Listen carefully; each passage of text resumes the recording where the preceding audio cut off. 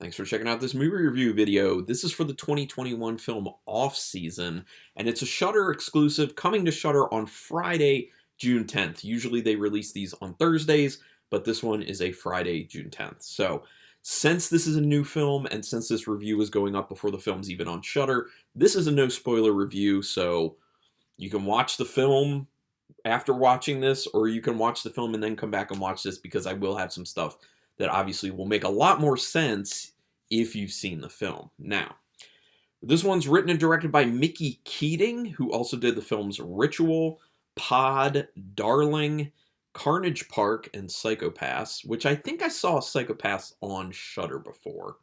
Potentially Ritual as well, and Darling.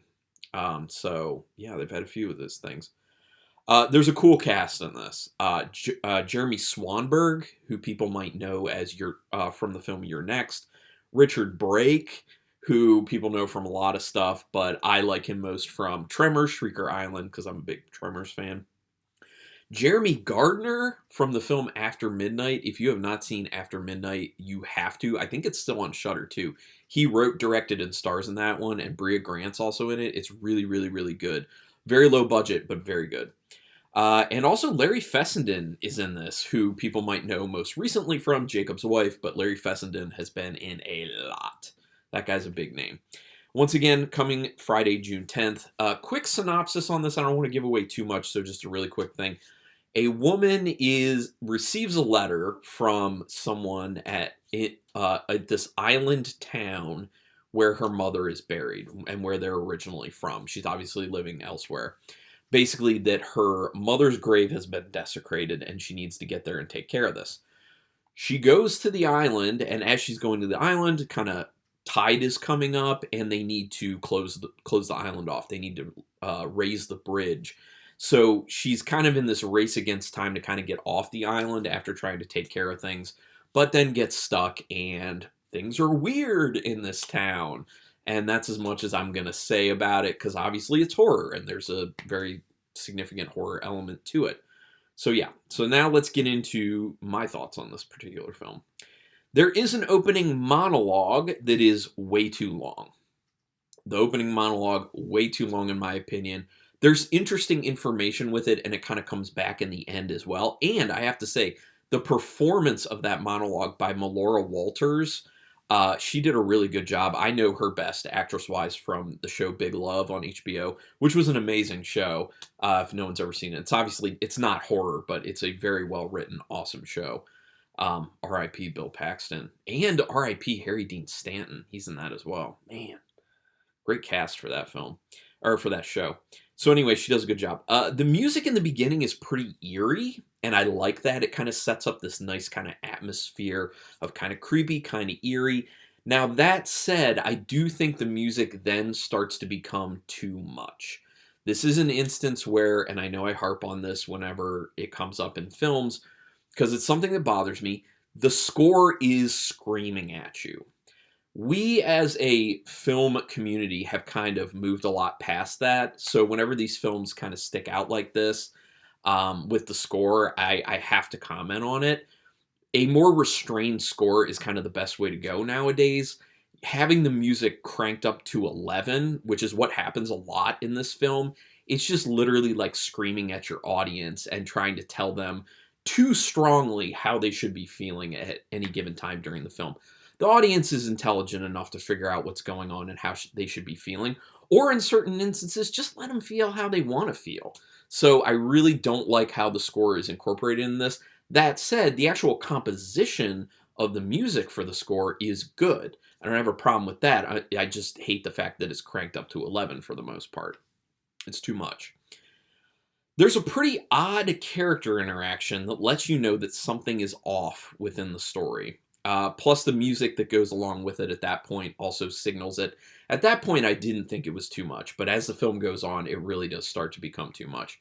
But very early on, you get the idea that something is awry with what's going on, which is good, because you don't want a whole lot of time wasted before you find out, you're not going to find out what's going on before you know that there's something awry, basically.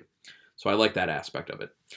The break, the film, and they break the film into chapters. Each one has its own title card. I like this idea, but I mean, it didn't really mean a whole lot to me. The design of the title cards is really cool too. So from a visual standpoint, I liked it. It's cool. Um, I didn't really see like a real significant need for it, but it's just something they decided to do, and it looked kind of cool. So overall, I think that's fine.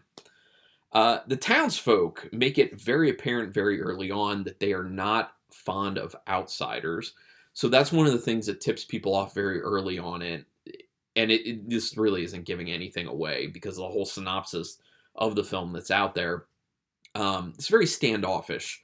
As an audience member, obviously you identify with the protagonists of the film, and they're getting very bad vibes, very weird vibes, very off-putting vibes. So you kind of feel that as an audience member based on the way that all these townsfolk are interacting with the main character and her husband when they show up to this island. About 25 minutes in, there's a monologue where a character seems to suspect way too much for what's actually transpired at this point in the film.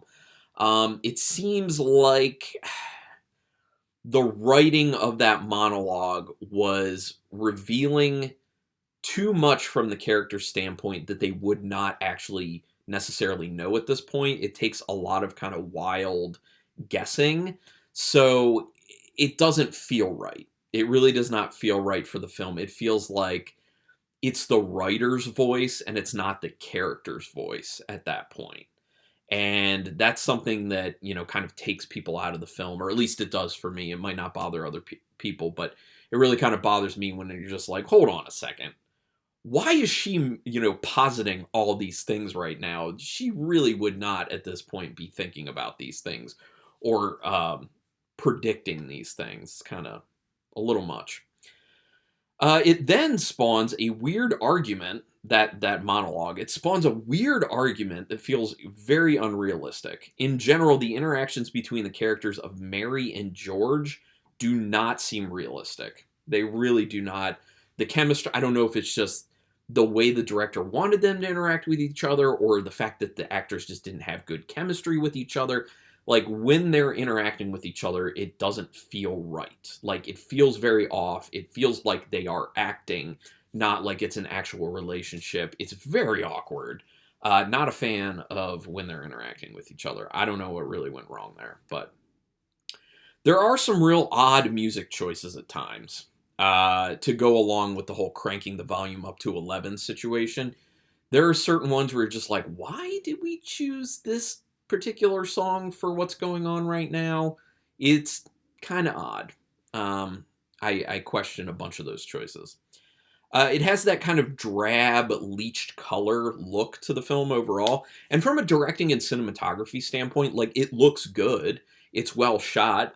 There's a bunch of stuff done in the dark, and they do a good job of making sure that it's properly lighted so you can see what you need to see. So that's good.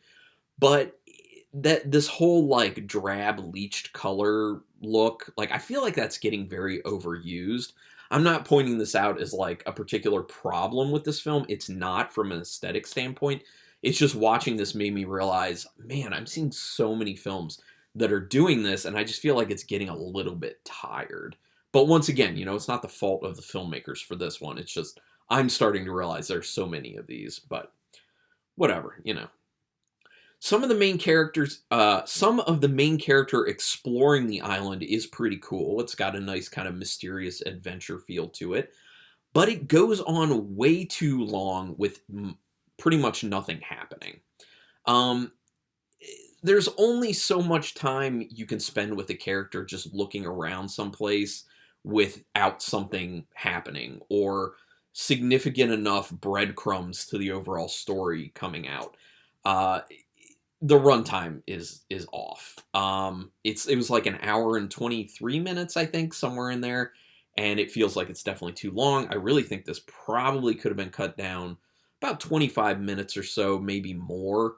Unfortunately, the story's just not there. Like, the story there's not enough of it, or they don't develop it, or the characters enough in order to actually fill that time effectively.